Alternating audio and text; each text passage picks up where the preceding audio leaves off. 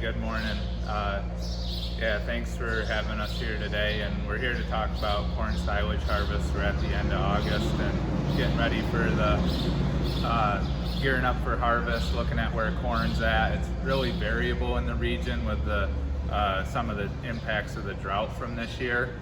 But at this point in the season, you know, we've done everything we can to grow a good crop, and so now it's kind of about what we can control from here on out to get the most out of what's in the field. So we're just going to cover some stuff related to safety, harvest timing, the harvesting process, and storage management as we go through here, and really highlight the things that not only are, you know, the most important to the process, but that we have the most control over. Because let's face it, there's certain things that we can't really control when it comes to the weather and stuff, right? So so first off, just you know, this is just always a hectic time of year, right? Long hours, big equipment, lots of moving parts, lots of things going on, and just always want to emphasize that everyone on the harvest crew should, you know, make sure they're keeping after their own safety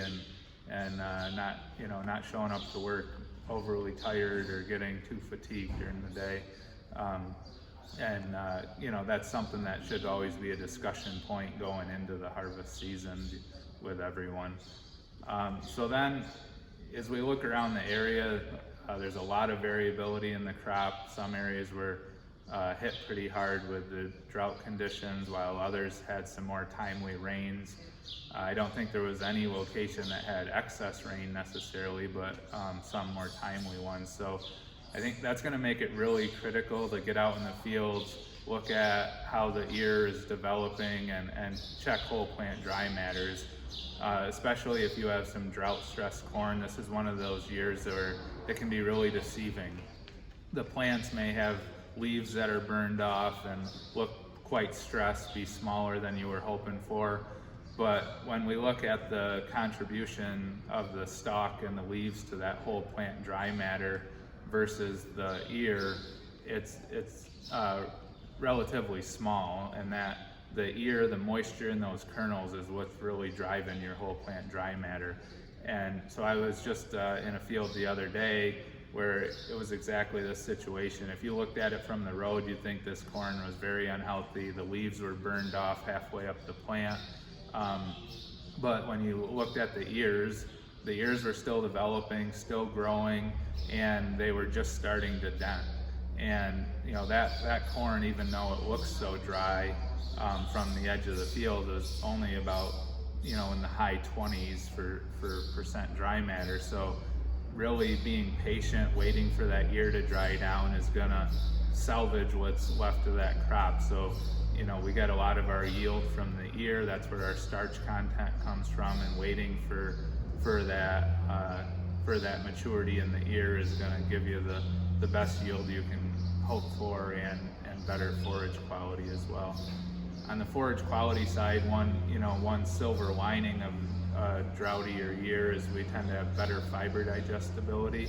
So as you're planning out your harvest and talking to your nutritionist about the winter ahead, if you have some small plants but relatively decent ear fill on them, you could be looking at a low yielding crop, but a crop with pretty good fiber digestibility and starch content. So thinking through that and the implications for your ration for the coming year is a good conversation to start having now as well.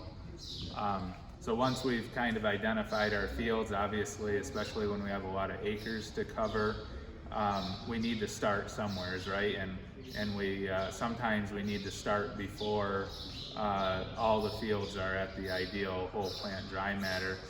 That's just the reality of getting across the acres that we need to get across. So one thing I always challenge folks on is trying to get, you know, really mapping out their fields and making a conscious effort to jump around to different fields when needed to find the ones that are at the closest to the optimum dry matter, instead of kind of going to one block of land and just harvesting all of it regardless of what stage it's at. So So I know it's a little bit more of a pain to move equipment around and stuff, but it really can pay dividends if you spend some time mapping out those fields and what sequence you're going to harvest in. In terms of the harvester itself, you know, we're putting a lot of tons of material through these machines, and we're asking them to really be at the top of their game. So preseason maintenance on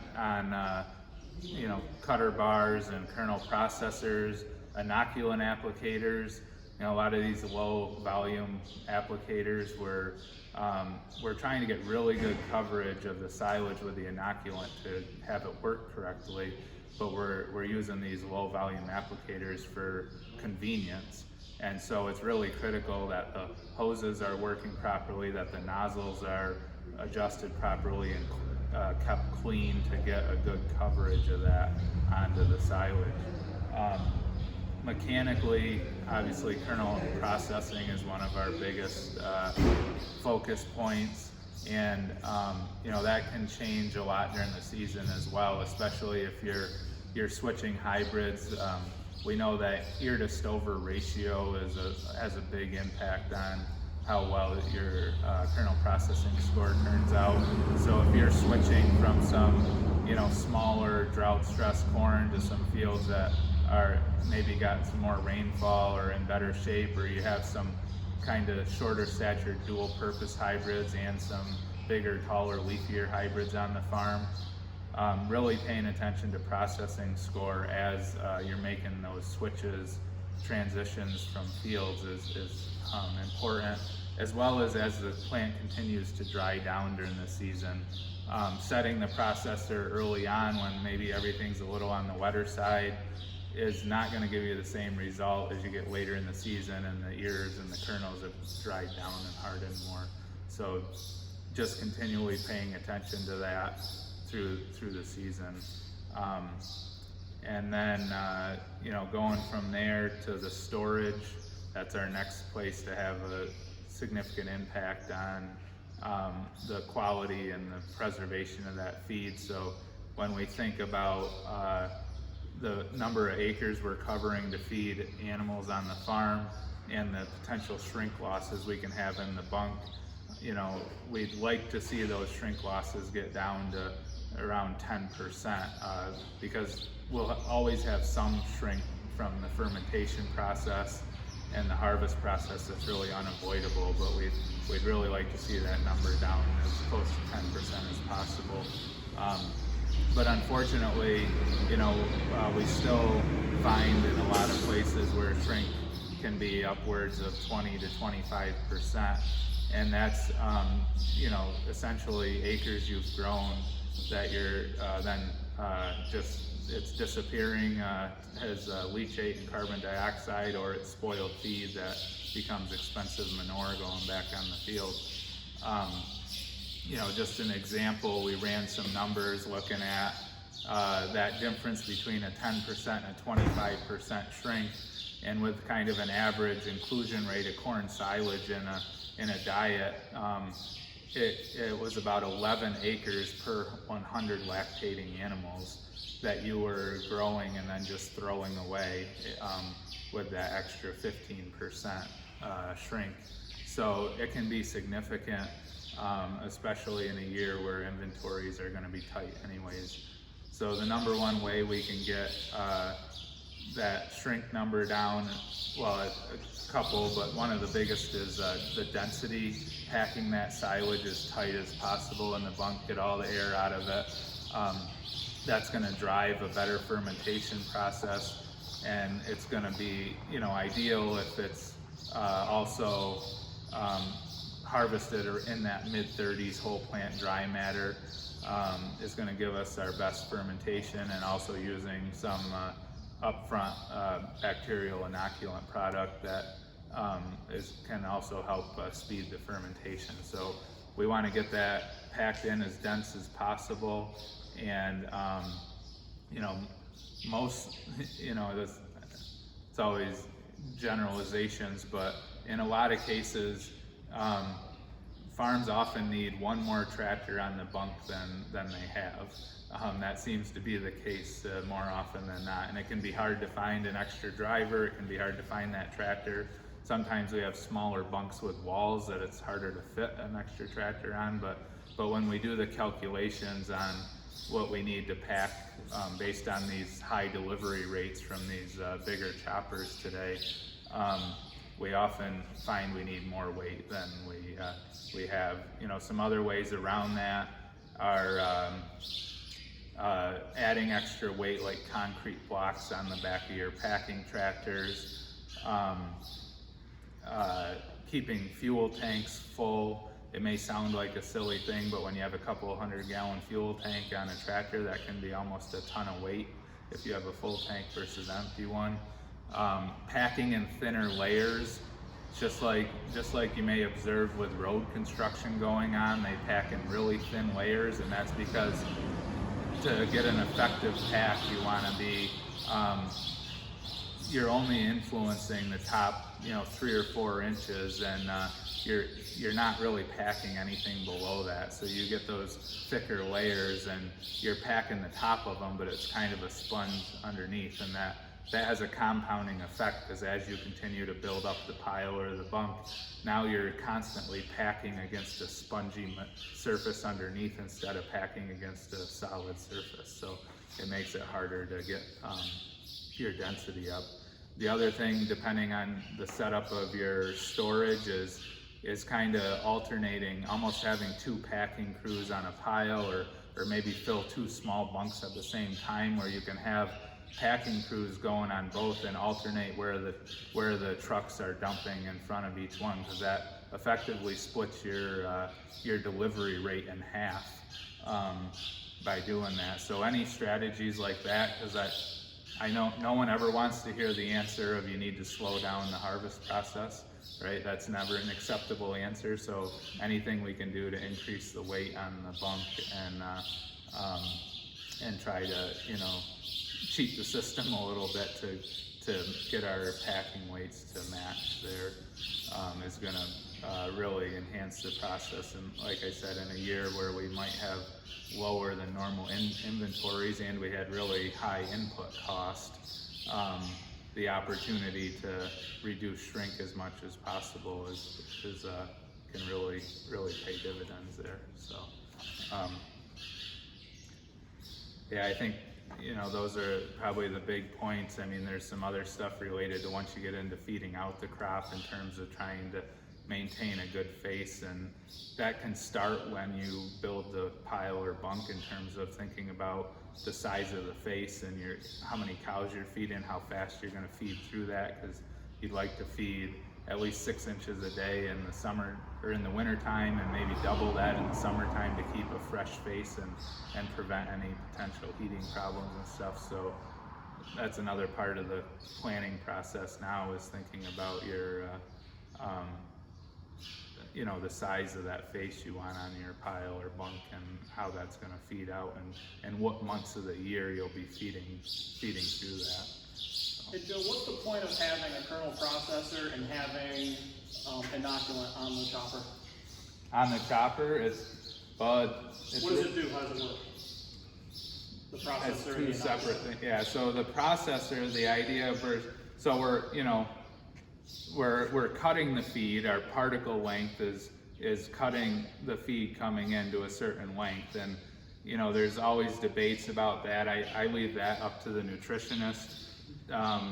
Because ultimately, yes, the particle length of one individual forage matters, but it really matters what the length is of everything in that TMR. So you may have if you're using more dry hay or a longer processed haylage, you may have, maybe have a shorter process or a shorter cut corn silage or vice versa. So that's always a discussion I leave up to the nutritionist. But going beyond just cutting that material down, now the next step is making that starch available to the cow. So we talk about starch content, we talk about starch digestibility, And what kernel processing really is starch availability. So we can have as much starch in that silage as possible and have a really high digestibility rate, but if the cow can't access that starch, then it really isn't helping us. And a colleague of mine used the analogy of trying to eat a Snickers bar with the wrapper still on it. So if that corn is still stuck inside that, the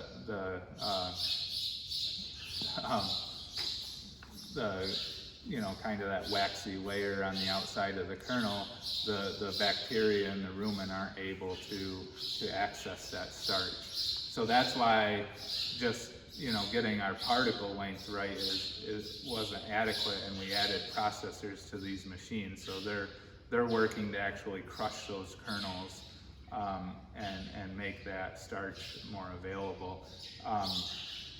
In terms of what we look at there's been a lot of work done over the years.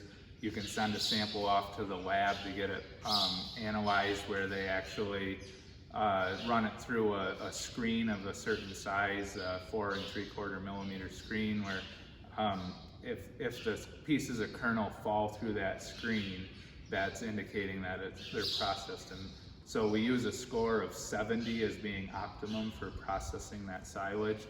And to get that, we really want to have almost 0 whole or half kernels left after in that silage. So having someone at the bunk checking handfuls of silage. There's been a common method of using a 32-ounce plastic cup and looking in that cup to see if you're finding any whole or half kernels. And that's where we can make those adjustments. And like I said before, especially if we're switching fields, switching hybrids, those are the times we really want to be checking. So the processor itself has got 2 rollers running only 1 millimeter to clearance, so it's really crushing that material. And they're running at a speed differential, so one's running faster than the other, and so you're getting that ripping and crushing of those kernels. We do see challenges, in a year like this with the variability in the corn. The choppers and that processor is designed for an even flow of material to come in through the machine. And so if you have really variable corn and half the head's getting more corn than the other, that material is not flowing into the machine evenly. It's not going through the processor evenly. So sometimes we can see where processor rollers get worn out faster because all the material is just going through the middle of the rollers instead of distributed across the whole thing, and that's going to affect their lifespan and their ability to process well. Other things we see are the springs can get worn out after a while. So even if you change your processor rolls every year or so, depending on how many acres you're covering, if those springs start to get worn and you reduce that gap between the rolls as much as possible, you'll start to actually get slugs of forage going through there, and the springs have a lot of bounce to them, so they'll bounce, a slug will go through, and you actually don't get as good a processing score. So that's another wear point besides the rollers themselves. We also hear reports sometimes of belt slippage. Sometimes you can even smell like a burnt rubber if that belt's slipping. So I've seen in some scenarios where maybe there's a 4-rib pulley and belt on the machine, they'll upgrade that to a 5-rib to reduce the slippage on the rollers, and also increasing the differential. For a long time we talked about a 30% speed differential between the rollers. Now we see in more cases people going to a 40 or 50% speed differential. So those are all things that you can look at pre-season and monitor during the season if you're having trouble with your processing. In terms of inoculant on the machine, we know inoculants work best when they get the most coverage of the silage as possible.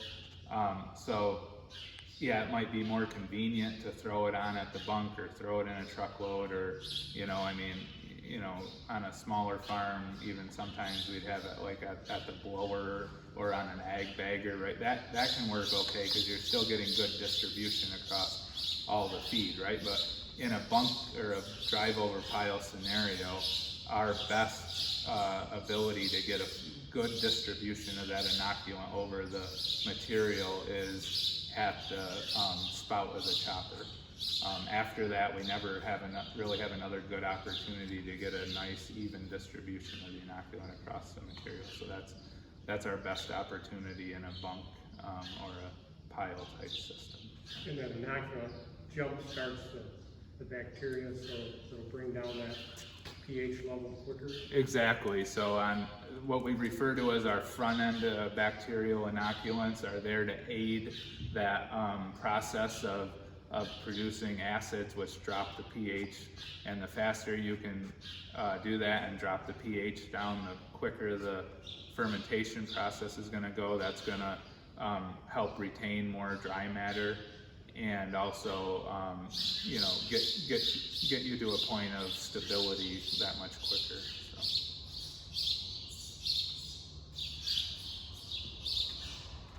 Cool. Thanks, Joe.